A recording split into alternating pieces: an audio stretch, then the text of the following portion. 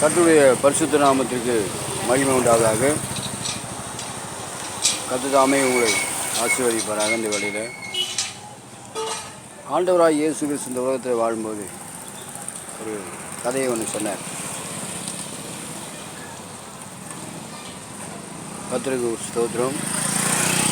ஆண்டவர் இயேசு கிறிஸ்து நடந்து போயிட்டு கொடுக்கும்போது ஒரு மனுஷன் குதிரையில் போயிருக்காங்க. அப்புறம் கேட்குறான், நல்ல போதகரே, நித்திய ஜீவனை சுதந்திரத்துக்குள்ள நான் என்ன செய்ய வேண்டும்? கர்த்தர் அதுக்கு ஆண்டவர் சொல்கிறார், நித்திய ஜீவனை சுதந்திரம் கொள்ள வேண்டுமானால் நியாயப்பிரமாணங்கள்லாம் நீ கை கொள்ள வேண்டும்னு சொல்கிறார். அப்போது அவன் சொல்கிறான், நியாயப்பிரமாணங்கள்லாம் நான் சிறுவயது முதல் கொண்டே கை கொள்கிறேனுங்க ஐயா அப்படின்னு இயேசு கிறிஸ்துவை பார்த்து அவன் சொல்கிறான். அப்படியானால் உனக்கு உண்டான யாவையும் விட்டு தரித்திருக்கக்கூடியன்னு சொல்லிவிட்டு போய்கிட்டே இருக்கிறார். வசன வேதத்தில் போட்டிருக்கிறது, அவன் மிகுந்த ஆஸ்தி உள்ளவனாக இருந்தபடினால விசனமாய் கடந்து போய்விட்டான்னு சொல்கிறான்.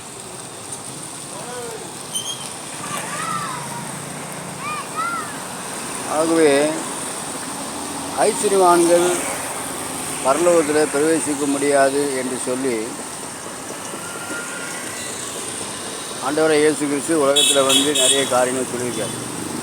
சொல்கிறோம், இயேசு கிறிஸ்து உலகத்தில் வாழ்ந்து காட்டியிருக்கார். இப்படி தான் போகணும், இதுதான் வழி, நானே வழியும் சத்தியமும் ஜீவனமாக இருக்கிறேன் சொல்லியிருக்கார்.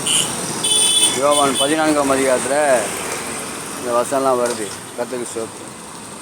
இப்படி இருக்கிற பட்சத்தில் அருமையான கிறிஸ்துவ சமுதாயமே, கிறிஸ்துவ மக்களே, நீங்கள் உணர்வடையுங்கள்.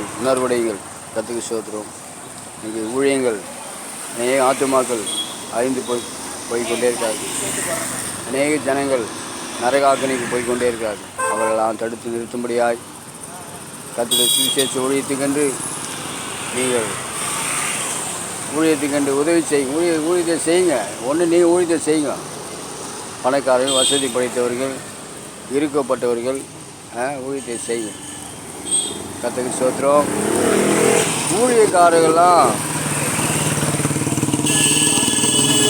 இன்றைக்கி சரியாக இன்னும் இறங்கி ஊழியத்தை செய்யணும். கர்த்தருக்கு ஸ்தோத்திரம். இதை எப்படி சொல்கிறதுனே தெரியல. ஆகவே அருமையானவர்களே, கடைசி நாட்களிலே சுவிசேஷ ஊழியங்கள் செய்ய வேண்டும்.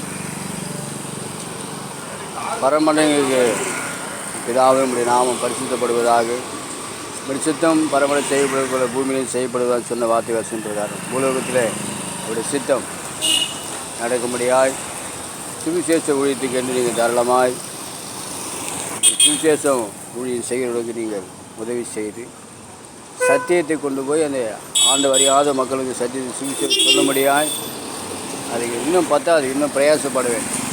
கர்த்தருக்கு ஸ்தோத்திரம். நிறைய தியாகம் செய்வேன். கர்த்தருக்கு ஸ்தோத்திரம். ஆகவே நாட்களிலே நல்லா நீங்கள் புரிஞ்சுங்க. இந்த உலகத்தில் ஐஸ்வர்யவான்கள், வசதி படைத்தவர்கள், இவங்கெல்லாம் பரலோகத்துக்கு போக முடியாது. கர்த்தருக்கு ஸ்தோத்திரம். ஊழியத்துக்கு தாங்கணும், செய்யணும். கர்த்தருக்கு ஸ்தோத்திரம். ஆண்டவராக இயேசு கிறிஸ்து அந்த உலகத்தில் எப்படி வாழ்ந்தார்? 5000 பேருக்கு அவர் உணவளித்தார். அதுக்கப்புறம் ஒரு 7000 பேருக்கு அவர் உணவளித்தார்.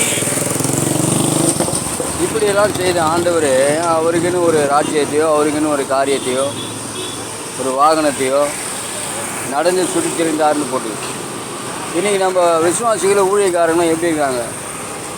ஆண்டவர் கொடுக்குறான்னு சொல்லிட்டு மனைவி, பிள்ளைங்க, வீடு, வாசல், காரு, பங்களா எல்லாமே இருக்குது. ஆனால் ஊழியம் செய்யறதுக்கு ஆள் இல்லை. ஊழியம் செய்கிறவர்களை அனுப்ப மாட்டாங்க. கர்த்தருக்கு ஸ்தோத்திரம். இதை கேட்டு விசுவாசிகள், ஊழியக்காரர்கள் ஊழியத்தை தாங்குங்கள், அனுப்பி கொடுங்கள், ஊழியம் செய்ய வேண்டும்.